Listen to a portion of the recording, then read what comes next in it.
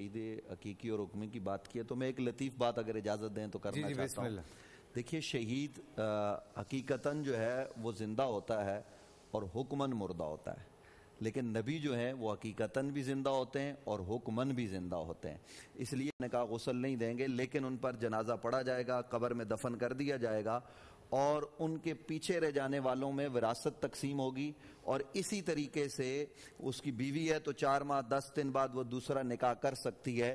لیکن نبی علیہ السلام کی شان انبیاء کی اتنی بلند ہوتی ہے کہ وہ حقیقتاً بھی زندہ ہوتے ہیں، وہ حکماً بھی زندہ ہوتے ہیں. اس لیے نبی علیہ السلام کے بعد جناب سیدہ طیبہ طاہرہ حضرت بی بی پاک نے جب یہ بات کی کہ وراثت ملنی چاہیے تو بتایا گیا کہ النبی لا یرث ولا یورث، کیونکہ نبی حقیقتاً بھی زندہ ہے، حکماً بھی زندہ ہے. اور نبی علیہ السلام کے بعد نبی علیہ السلام کی ازواج نے بھی کوئی نکاح نہیں کیا، کہ النبی اولا بالمؤمنین من انفسہم وازواجہ امہاتہم. شہید ساری امتیں جس درجے پر مرضی پہنچ جائیں، انبیاء کی برابری کوئی نہیں کر سکتا، اور انبیاء میں نبی اکرم صلی اللہ علیہ وآلہ وسلم کی برابری کہیں نہیں ہو سکتی. چلیں جی آج کا بھی سلسلہ شروع کرتے ہیں. بات کی ہے جی حضرت، تھوڑا سا اختلاف ہے کہ آپ کی جو زندگی کو ہم دنیا کی زندگی پر قیاس نہیں کر سکتے، وہ برزخی زندگی، اس زندگی کی حقیقت اللہ ہی جانتا ہے، بس ہم یہ بھی جانتے ہیں. ٹھیک ہے، کیونکہ اللہ تعالیٰ فَإِنَّكَ مَيِّتٌ ہُم مَيِّتُونَ، سمجھ آپ بھی مرنے والے، یہ نہیں کوئی مرنا. قرآن مجید صاف فرماتا افإن مات او انقلبت على افمات او قتل انقلبت على عقابك، اللہ کے رسول اگر مر گئے یا ان کو قتل کر کے تم دین چھوڑ دو گے.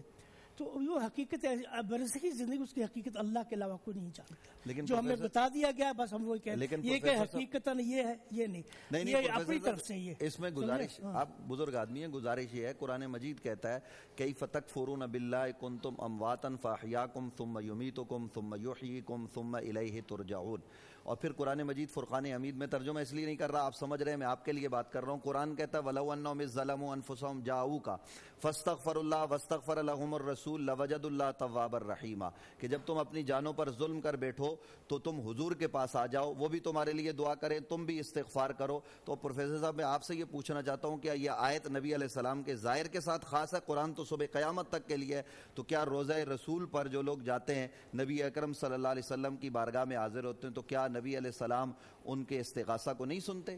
یہ تو مطلب بڑی عجیب سی بات ہوگی. ابھی اب تک ایسا نہیں ہوا، ہم سوالات جوابات کا سلسلہ اور اسے کہ یا رسول استغفر لی، قبر کو مخاطب کر کے، ایسا کہیں بھی نہیں. زندگی میں تھا آپ کی، جب آپ کی زندگی دنیا حیات ہم تو صحیح آپ کو حدیث پیش کرتے ہیں، استغفار کرواتے تھے. دیکھیں حدیث پیش کرتے ہیں حضرت مولا علی کر. دیکھیں فیصل بھائی ہم کو یہ اختلاف، اس میں چھوٹی سی بات ہے، چھوٹی، یہ اختلاف نہیں ہے، ہم محبت سے بات کر رہے ہیں، ان کی آپس میں ڈسکشن ہو رہی ہے. اس میں ایسا ہے کہ جب ہم جا کر روضہ رسول پر سلام پیش کرتے ہیں تو کیا الفاظ ہیں؟ الصلاۃ والسلام علیکہ یا رسول اللہ، باقاعدہ خطاب کرتے ہیں. ٹھیک ہے، تو اٹ مینس کہ آقا ہماری بات سن بھی رہے ہیں، جواب بھی دے رہے ہیں، جواب بھی دے رہے ہیں.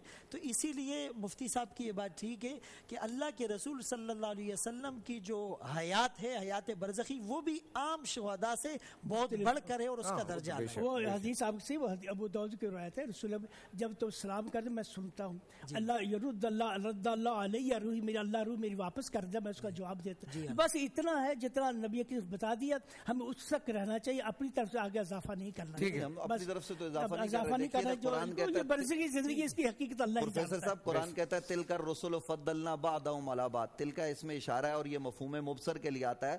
ظاہر قرآن کو جب ہم سب سمجھتے ہیں تو ہم قرآن کو علوم کے ساتھ سمجھتے ہیں.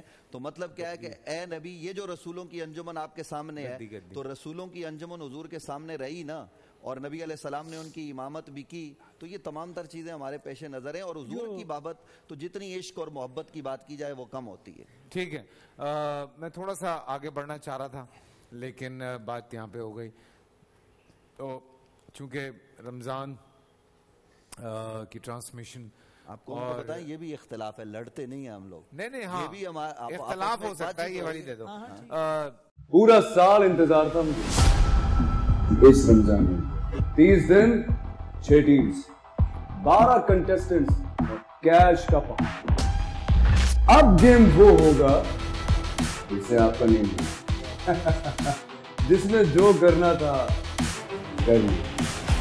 لاکھوں عوام کو دینے کا ذمہ ہم نے حصہ. شور گونجے گا ہر گلی نکڑ اور دکان. रमजान लीग बनेगी आपकी पहचान। नारा लगेगा तो पारा चढ़ेगा। गेम शो ऐसे चलेगा, रमजान लीग रोजाना शाम 7 बजे सिर्फ बोल एंटरटेनमेंट पर। बोल एंटरटेनमेंट के शोज देखने के लिए हमारे चैनल को सब्सक्राइब करें और बेल आइकन पर क्लिक करना ना भूलें।